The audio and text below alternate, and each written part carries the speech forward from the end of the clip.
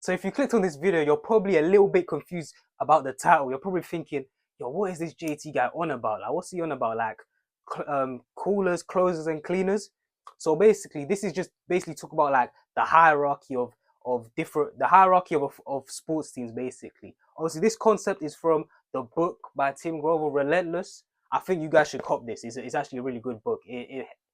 For all athletes, this is a great book. It basically just talks about the mentality of of the elite athletes such as Michael Jordan, Kobe Bryant, Dwayne Wade, and many others. So yeah, but them three primarily. So yeah, you're probably thinking, yo, JD, what are closers, coolers, and cleaners? So it's literally just like the hierarchy of a football team. I'm pretty sure if I explain it, you guys will get it. So let's start with coolers. Now coolers are guys who are sort of at the bottom of the pack. These are sort of like either the bench almost who don't really play, or or it could be like the guy who's in the starting 11, but like everyone sort of knows he's the weakest link, or maybe it's one or two guys. Sort of like, if I could give an example, sort of like the Gary Neville for Man United, or like Zinchenko when he used to play for Man City. You know, those type of guys where it's like, yeah, they're decent players, but compared to the others, they're sort of, you know, not at the level, not as maybe they don't have like the mindset of like the top players. But yeah, those are like the coolers. I'll go into more detail afterwards, obviously.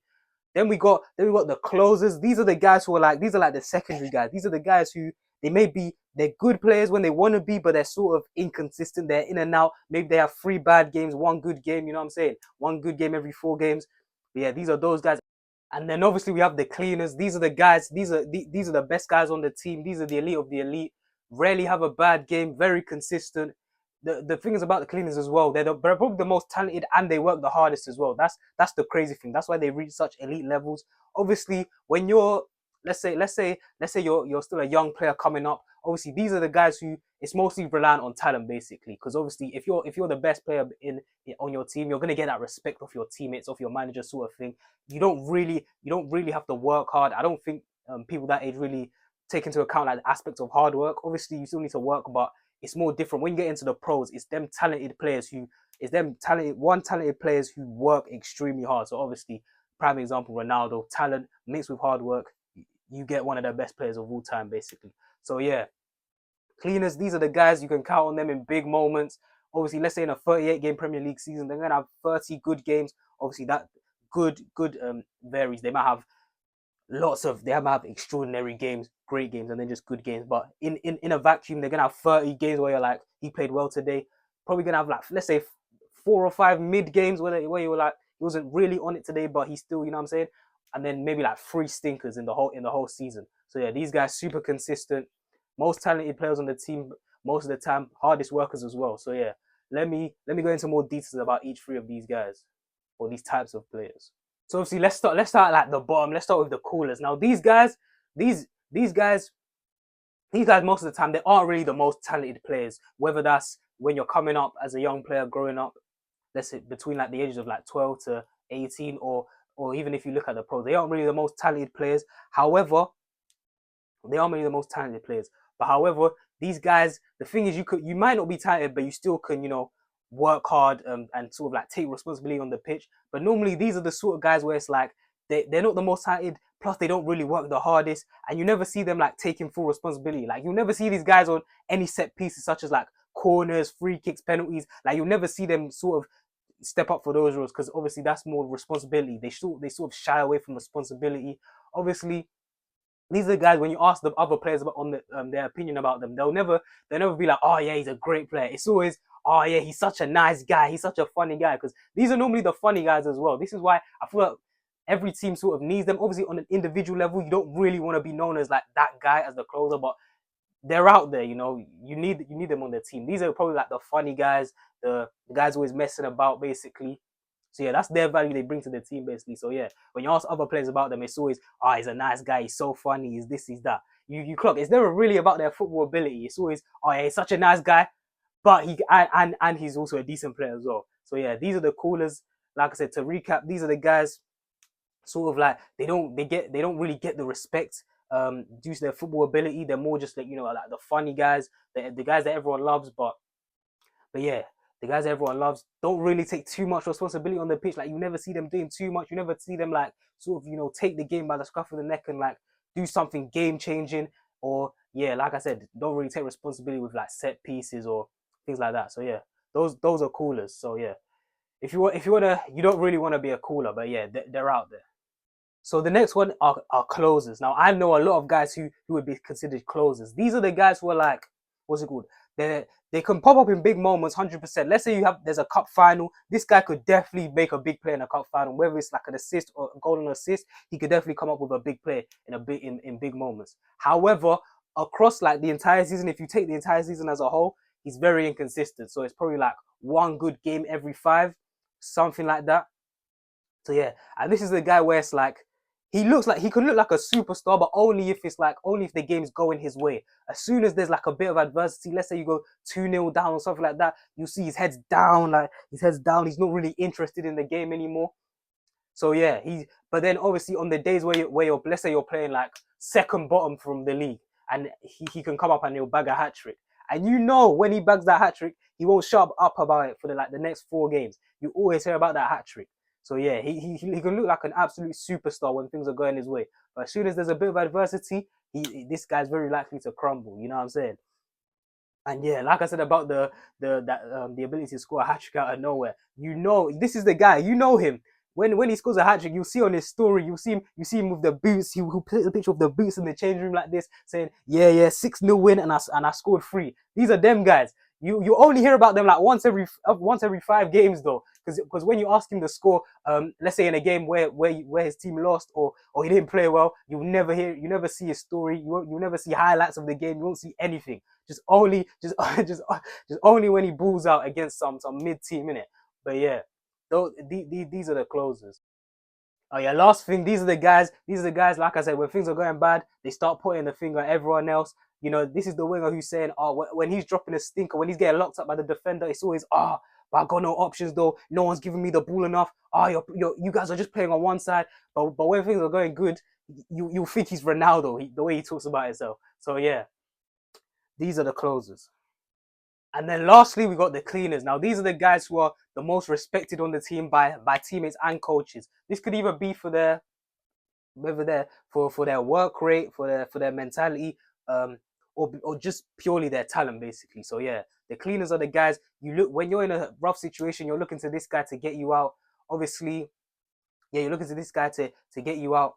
This guy, he doesn't care about who he's playing. Obviously, this could come in like two forms. This could come in the form of like where he's really locked in, he's really intense. He's there like, yo, leave me alone. I don't care who we're playing. Whatever happens, we're gonna win. Or it could be like the laid back type of guy who's like, man, I don't really care who we're playing. Blah blah blah. Whoever we're playing, we're gonna beat them anyway. Obviously, an example of this is like Eden Hazard. I remember when John Terry was telling a story about they were getting ready for a match, and this Eden Hazard guy, yeah, he didn't even have his boots on like 5 minutes before the warm up. He hadn't even changed. Guy was just on FaceTime to his kids and everything.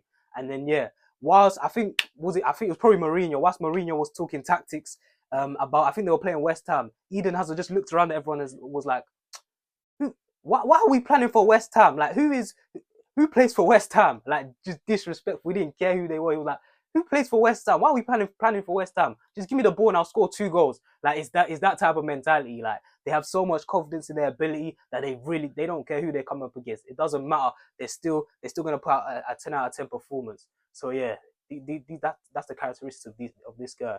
Obviously as well, like I said, this guy's very consistent. So when you see this guy having a bad game or making certain mistakes, you're like, damn. Even this is when you're like, when let's say your team's you've had a bad game, you're losing. Let's say you're losing 3-1, and it's the closing minutes. You give the ball to the guy who's meant to be the guy on the team, who's normally the guy on the team, and let's say he miscontrols the ball or he lets the ball roll under his foot, and everyone just looks around like, you know when if he's making those sort of mistakes, then you know it's not our day. He's that type of guy. Like you say, when he's making mistakes, that's when you know it's just not our day. Like yeah, let's just move on to the next game. Is this type of guy because normally he's 10 out of 10. He's normally always there. So yeah.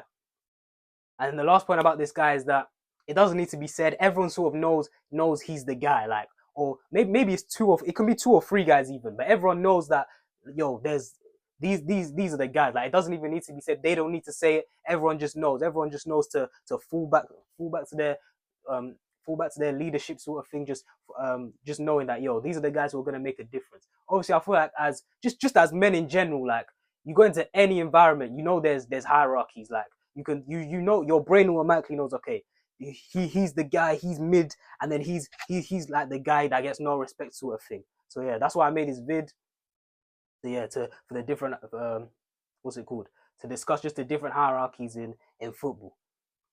Alright, so let me give you guys advice of how to sort of move up this hierarchy, whether you're near the bottom, whether you're the middle, or whether you feel like you're at the top of the hierarchy and you can maintain. I feel like me personally, I've definitely felt like sort of like all three, where I've been the guy who no one really thinks about, to like middle of the pack, to like one of the guys where the team are like, alright, cool, we need JT today. Like I've sort of been all three. I feel like during my quote unquote football career.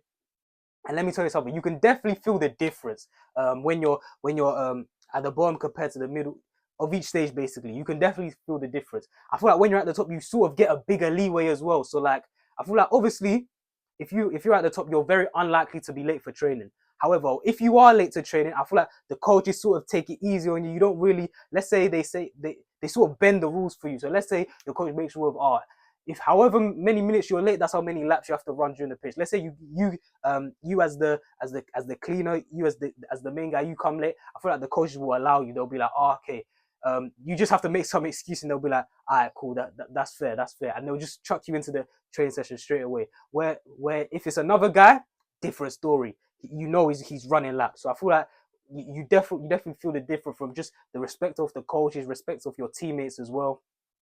Yeah, you get better treated by your teammates as well. So yeah, you definitely feel the difference. So let me tell you guys the different ways how you can basically just climb up this hierarchy and be on your way to being the guy. So me personally, I feel like there's four ways to basically climb up that sort of quote unquote hierarchy and sort of gain your teammates' respect. I feel like the first one is if they see you putting in work. I feel like even if you're young, I feel like I just feel like there's intrinsically, especially just as men in general, if we see someone working hard, there's an element of respect. Obviously, there might be some guys who are like, oh, look at this guy, he thinks he's a pro and all of that. He thinks he's CR7 training 2 hours a day, all of that. But low key, especially if you start showing results from it, they'll low key respect you. There'll be probably even some teammates who join you in your training. Let's say they see you've come like, let's say an hour early, half an hour early, just to get your touches in, just to warm up, and they see you. Let's say they come in, let's say 10 minutes before, and you're already drenched in sweat. Obviously, certain guys are gonna clown you for that. Certain guys will be like, "Oh, try hard this. You're not gonna make it pro anyway." But trust me, even them guys, somewhere deep inside, they're gonna actually have a level of respect for you. So yeah, that's the first point. Obviously, second point is literally just have consistent performances. Just have great performances. Just help the team win. Like that's probably like the most simple and most important one. Just perform on match days, basically. Whether no matter what your talent level is, just make sure you're locked in, performing on match days, just helping the team win. If you're a striker, bury your chances. If you're a winger, create havoc for the fullback. If you're a midfielder, keep the ball well. Create chances. If you're centre back, just be solid in there. Goalkeeper's